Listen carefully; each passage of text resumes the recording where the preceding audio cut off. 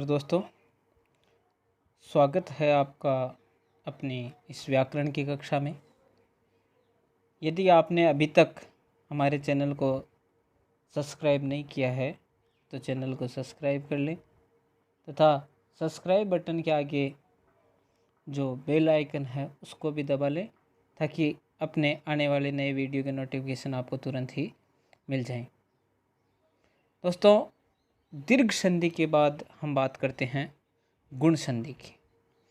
गुण संधि में दोस्तों क्या होता है, यदि ए आ के बाद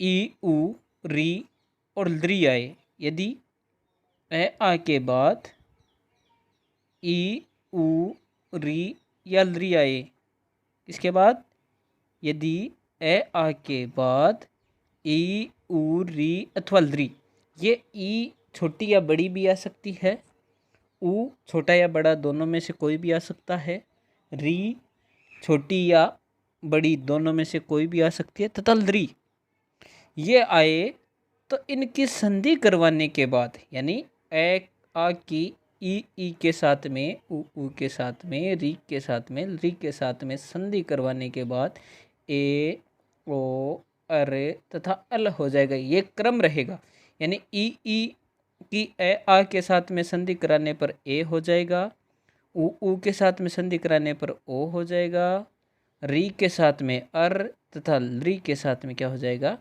अल हो जाएगा। जैसे अपने पास में उदाहरण है नर के साथ में ईस, नर प्लस ईस, क्या उदाहरण है, नर प्लस ईस। तो यहाँ इसका अंतिम वर्ण, नर शब्द का अंतिम वर्ण क्या है, ए, और इसका प्रथम वर्ण ये देखो बड़ी ई है, ये हमें ध्यान रखना है। मैंने पहले भी बात की थी कि छोटी ई या बड़ी ई दोनों आ सकती है, तो यहाँ यही ध्यान रखना है। यहाँ बड़ी ई है और इस बड़ी ई की ए के साथ में संधि कराने पर हमारे पास में नया शब्द क्या बना है, ए बना है। तो इस प्रकार से अपना शब्द क्या हो जाएगा, नरेश हो जाएगा। ऐसे ही ज्ञान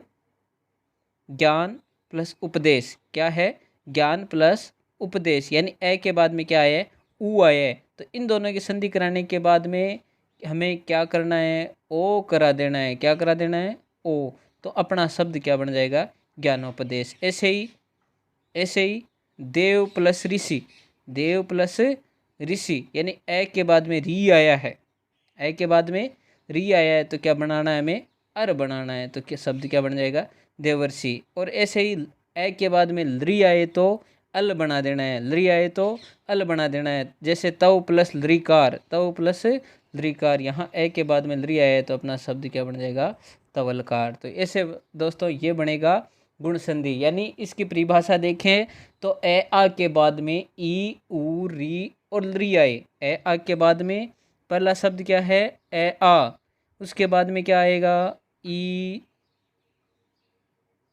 उ री और लृ ये आए तो इनके स्थान पर क्रमशः हमें क्या कर देना है, ए ओ अर में रे हलंत रखना है और अल, और क्या कर देना है, अल। ये क्रम ऐसा ही रहेगा, यानी ई के स्थान पर ए, उ के स्थान पर ओ, री के स्थान पर अर तथा लृ के स्थान पर अल हो जाएगा। ये चीज़ हमें ध्यान रखनी है दोस्तों।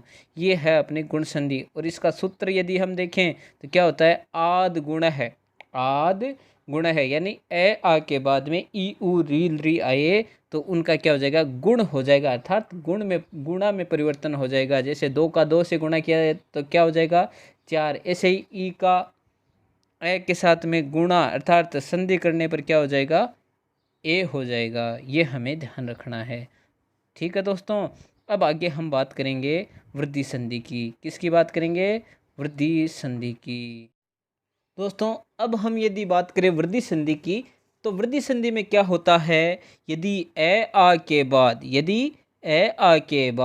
ए आई अथवा ओ औ आए, यदि ए आ के बाद ए आई अथवा ओ औ आए तो दोनों की संधि कराने के पश्चात दोनों की संधि कराने के पश्चात इनमें वृद्धि हो जाती है। वृद्धि का मतलब बढ़ जाना। बढ़ जाने का मतलब ये है कि एक अक्षर हमें बढ़ा देना है, अर्थात ए ऐ के स्थान पर क्या कर देना है, ऐ कर देना है, और ओ औ के स्थान पर क्या कर देना है, औ कर देना है। जैसे अपने पास में इसका सूत्र है, क्या सूत्र है, सूत्र है वृद्धि रेचय। क्या सूत्र है, वृद्धि रेचय। तो इस सूत्र के अनुसार ही क्या कर देना है, वृद्धि है चय। चय का अर्थ होता है और वृद्धि का अर्थ क्या होता है, बढ़ाना, यानी और बढ़ाना है हमें।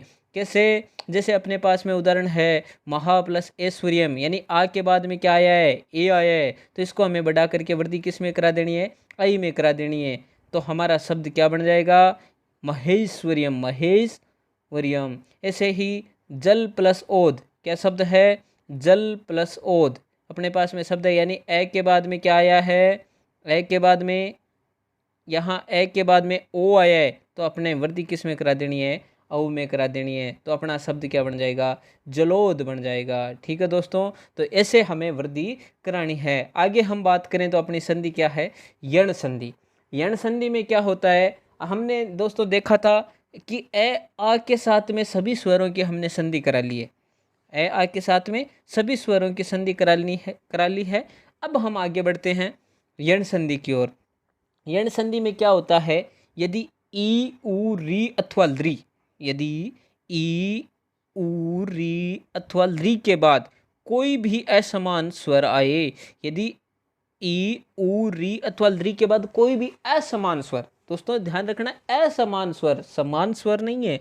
असमान का मतलब उसमें मेल खाता हुआ नहीं होना चाहिए, यानी ई के पश्चात छोटी ई या बड़ी ई नहीं आनी चाहिए, यानी एक जैसे आए तो अपनी संधि हो जाएगी दीर्घ संधि। यानी समान स्वरों वाली संधि तो कौन सी है, दीर्घ संधि। जबकि इसमें क्या होता है, असमान स्वर आए, ई उ री अथवा री के बाद कोई भी असमान स्वर आए तो इनके स्थान पर, इनके किनके, ई उ री अथवा री के स्थान पर, इतनी देर तो हम क्या कर रहे थे, दोनों की संधि करा रहे थे।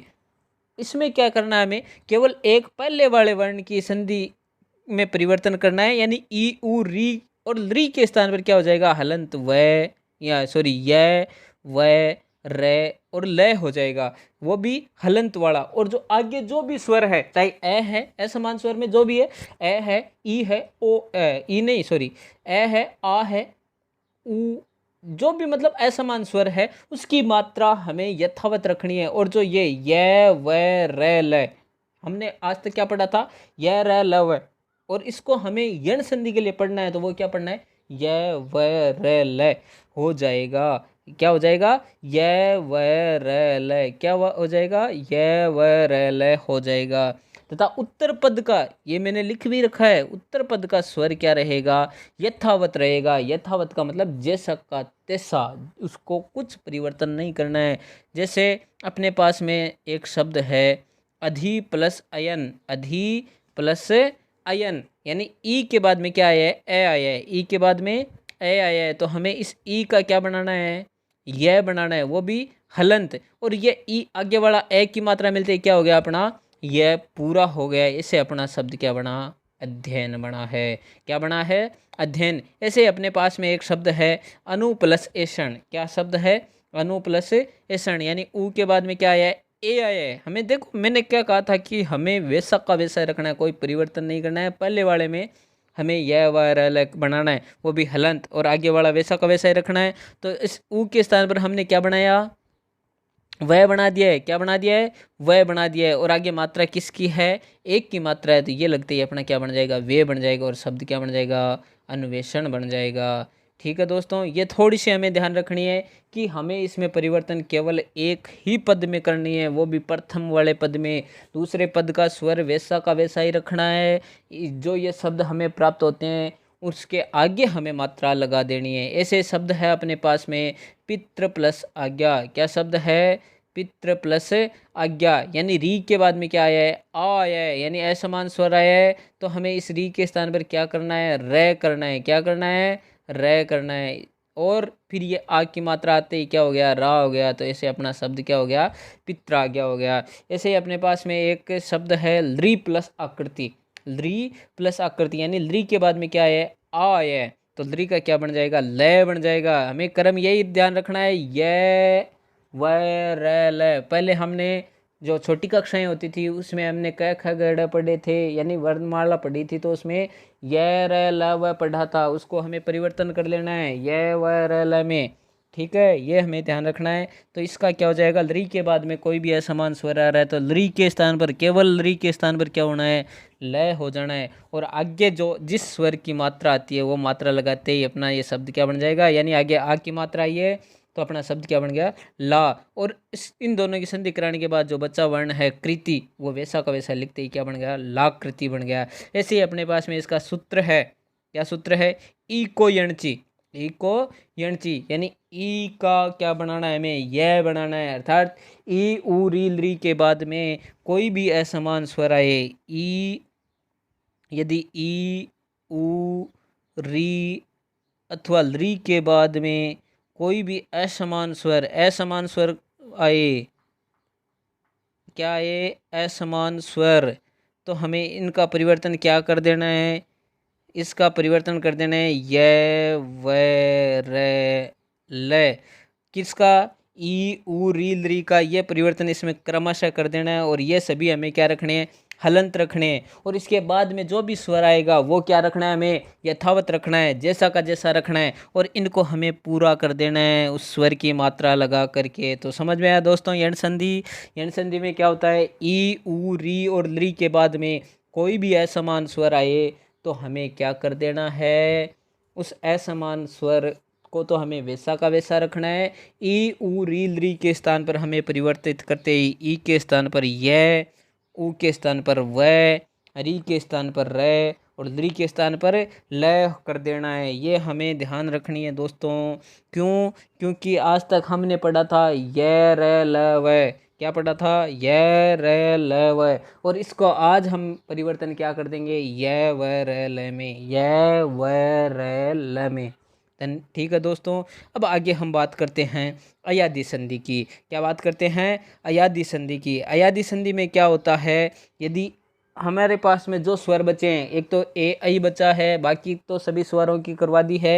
ए ऐ ओ औ के बाद में कोई भी असमान स्वर आए, यदि ए ऐ ओ औ के बाद कोई भी असमान स्वर आए, यदि यदि ए ऐ ओ औ के बाद कोई भी असमान स्वर आए तो इस ए ऐ ओ औ के स्थान पर क्रमशः ए ऐ ओ औ के स्थान पर क्रमशः क्या कर देना है, ऐ के स्थान पर ऐ के स्थान पर आय, ओ के स्थान पर औ और औ के स्थान पर क्या हो जाएगा, आ। यानी इस ए ऐ ओ औ के स्थान पर क्रमशः ए आय औ आव हो जाएगा। जैसे अपने पास में एक उदाहरण है, ने प्लस अन, ने प्लस अन, ने प्लस अन, यानी ए के बाद में क्या आया है, ए आया है, तो हमें क्या बनाना है, ए बनाना है। और ये हमें क्या करना है, असमान स्वर आया है, इसका मतलब पहले वाला स्वर हमें क्या रखना है, पहले वाले स्वर के स्थान पर ही परिवर्तन करना है। उत्तर पद यानी बाद वाला स्वर है वो यथावत रखना है, क्या करना है, यथावत रखना है, जैसा का जैसा ही रखना है। तो इसके स्थान इस जैसे फिर इसमें हमें अय है, वो अय क्या रहेगा, अपना हलंत रहेगा। और इस हलंत में ये आगे वाला स्वर मिला देना है हमें, ए मिलाते ही क्या बन गया, ये इसकी हलंत हट जाएगी दोस्तों, और ये शब्द क्या बन जाएगा, अपना अय बन जाएगा, और अपना शब्द क्या बना, नयन बना है। ऐसे ही गई प्लस अक, यानी ऐ के बाद में क्या आया है, ए आया है, ऐ के बाद में क्या आया है, ऐ, तो अपने को क्या बनाना है, आय बनाना है, तो शब्द क्या बन गया, गायक। ऐसे ही पो प्लस अन, पो प्लस अन, तो क्या बन जाएगा, ओ के बाद में ए आया है तो औ बन जाएगा, तो क्या बन जाएगा, औ, पवन बन जाएगा। और औ के स्थान पर क्या आया है, औ के बाद में क्या आया है, ए आया है, पौ प्लस अक, पौ प्लस अक, तो औ के बाद में क्या आया है, ए आया है, तो हमें क्या बनाना है, आओ बनाना है। तो इससे अपना शब्द क्या बन जाएगा, पावक बन जाएगा। इसका सूत्र यदि हम देखें तो एचो एवायाव, यानी ए ऐ ओ औ के बाद में कोई भी असमान स्वर आए तो इन ए ऐ ओ औ के स्थान पर क्या कर देना है, ए आय औ आव, ए आय औ आव हो जाएगा। और उस असमान स्वर को हमें क्या रखना है, यथावत रखना है। दोबारा से इसको देखें दोस्तों, तो यदि ए ऐ ओ ओ औ। ओ औ के बाद कोई भी असमान स्वर आए, क्या आए? असमान स्वर। तो इनके स्थान पर हमें परिवर्तन क्या करना है? अय, आय, अवे, आओ में ध्यान रखना है दोस्तों। ये शब्द क्या रहेंगे? हलंत रहेंगे। और इसका उत्तर पद क्या रहेगा? वैसा का वैसा रहेगा। और वो मात्रा इसमें मिलते ही क्या हो जाएगा? ये हलंत अपनी क्या हो जाएगी? हट जाएगी दोस्तों। क्या हो जाएगी? हट जाएगी। तो ये अपनी थी 5 संधियां। अब इसके तो हमने दोस्तों अभी तक अच संधि के 5 भाग कर लिए हैं, जिनमें से पहला भाग है दीर्घ संधि, दूसरा गुण संधि, तीसरा यण संधि, चौथा वृद्धि संधि, पांचवा अयादि संधि। यानी ये 5 भाग हमने कर लिए हैं। अब हम आगे बात करेंगे पर रूप और पूर्व रूप संधि की। ये हमारी आगे की वीडियो श्रृंखला में आपको मिलेगा। इन 5 भागों से संबंधित आपके किसी प्रकार का प्रश्न है तो हमें कमेंट अवश्य करें। और इस वीडियो को यदि आपको यदि पसंद आए तो कृपया लाइक करें और आगे से आगे शेयर करें, अपने दोस्तों को भी लाभ पहुंचाएं। तो दोस्तों, लॉकडाउन का समय है, स्टे होम, स्टे सेफ। और अपने इस यूट्यूब चैनल को सब्सक्राइब ज़रूर करें। धन्यवाद दोस्तों।